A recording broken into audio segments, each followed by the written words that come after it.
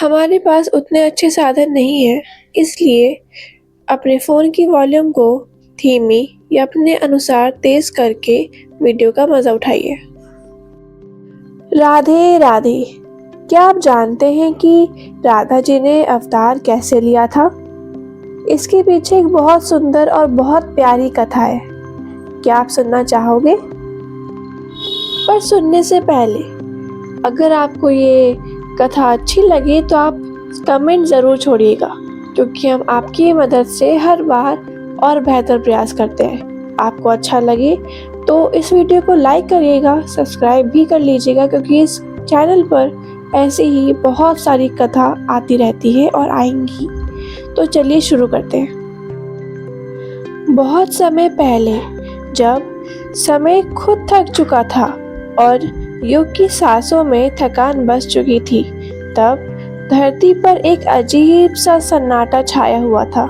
लोग जी तो रहे थे, पर जीने का रंग फीका पड़ चुका था। प्रेम सिर्फ शब्दों में रह गया था, दिलों से जैसे खो सा गया हो।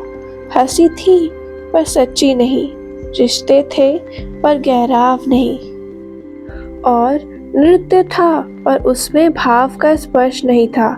गांव-गांव, नगर-नगर में नृत्य हो रहा था, उत्सव हो रहे थे, पर वे सिर्फ रिवाज बनकर रह गए थे। आत्मा के नृत्य का जो रास होता है, जो हृदय को भगवान से जोड़ता है, वो धरती पर लगभग विलुप्त हो चुका था।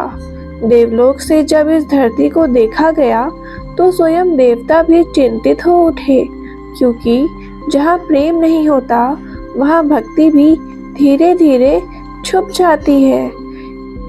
उसी समय गोलोक में, जहाँ हर श्वास में प्रेम बसा है, जहाँ हर कण-कण कृष्ण के नाम से गुनगुनाता है, राधा और कृष्ण शांत भाव से धरती की ओर देख रहे थे।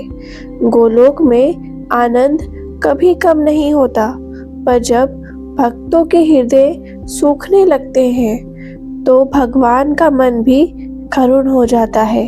कृष्ण मुस्कुराते हुए भी गंभीर थे और राधा जी के नेत्रों में गहरी चिंता थी।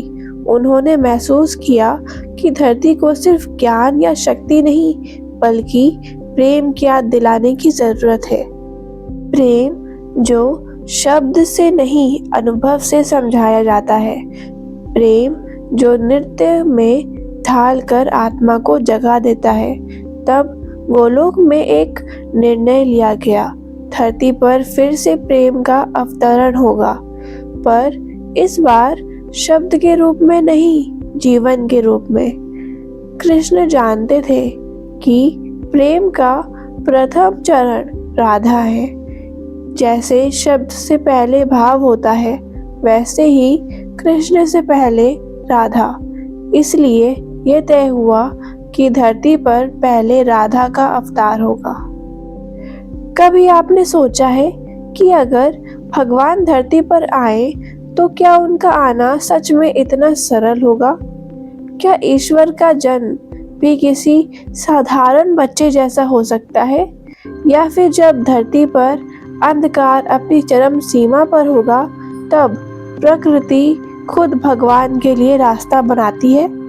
ये कहानी वही है, जब प्रेम धरती से लुप्त हो रहा था और भगवान को स्वयं अपने कदम धरती पर रखने पड़े। उस समय मथुरा में कंस का अत्याचार अपने शिखर पर था। जेल में अंधेरों में देवकी और वासुदेव बंदी थे, हर दिन मौत का इंतजार करते हुए।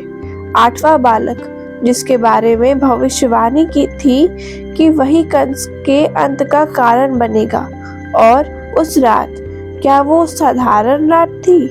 आकाश में बिजली चमक रही थी, बादल गरज रहे थे और यमुना अपने पूरे वेग में बह रही थी।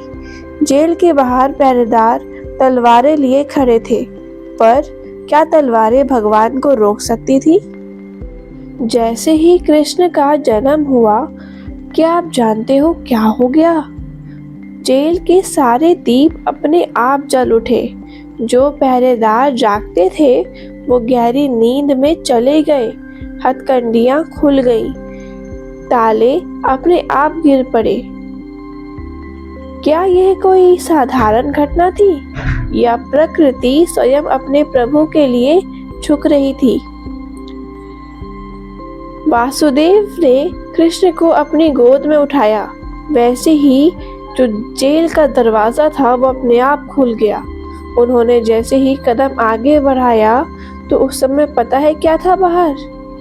यमुना में तूफान आया हुआ था। पर क्या यमुना अपने प्रभु को डूबने दे सकती थी?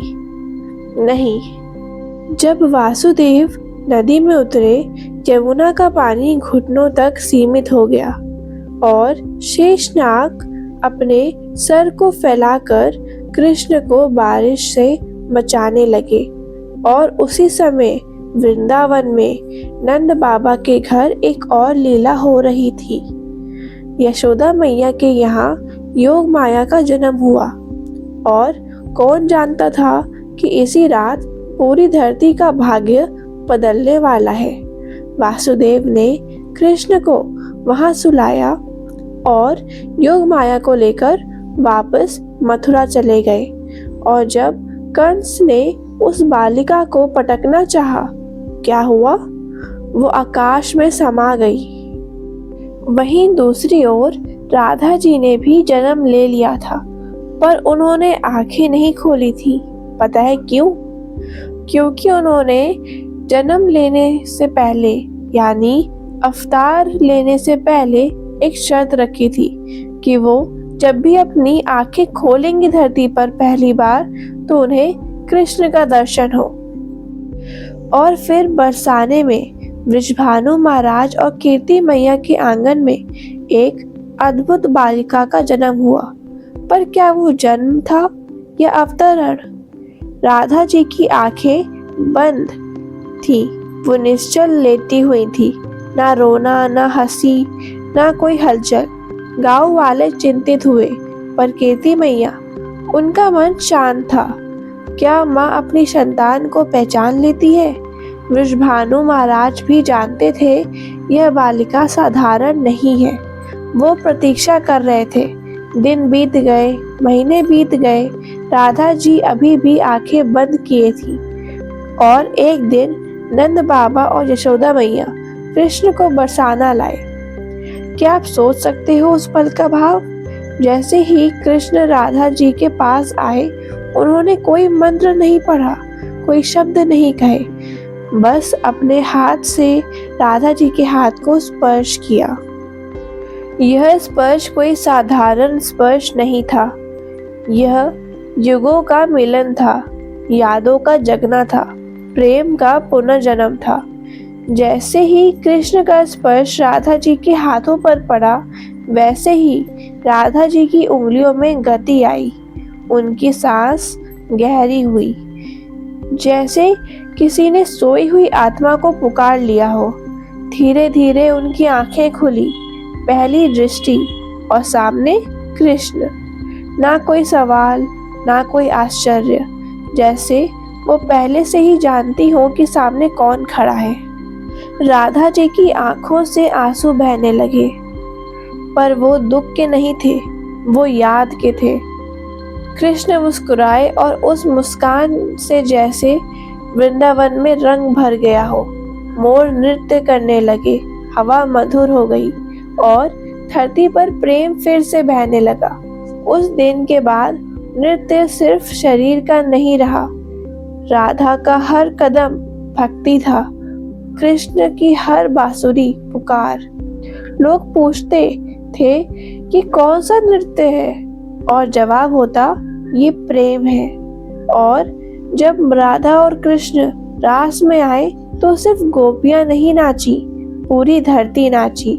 क्योंकि जब भगवान प्रेम के साथ आते हैं तो धरती को जीना याद आ जाता है। और शायद इसीलिए जब भी आज धरती पर प्रेम कम होता है तो कहीं ना कहीं राधा आंखें बंद करके प्रतीक्षा करती है और कृष्ण फिर से स्पर्श देते हैं। क्या आपने महसूस किया या ये कहानी सिर्फ सुनी?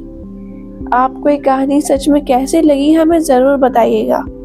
हम आपके ही सहयोग से निरंतर और बेहतर प्रयास करते हैं। पर हमें ये उम्मीद है कि आपको ये कथा बहुत प्यारी लगी हो।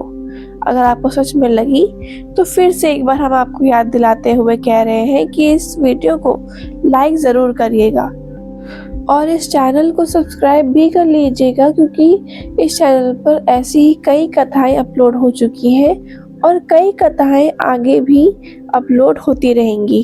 कोई कमी लगी हो तो हमें कमेंट करके ज़रूर बताइएगा और अगली कथा के लिए प्रतीक्षा ज़रूर करिएगा। तब तक के लिए राधे राधे।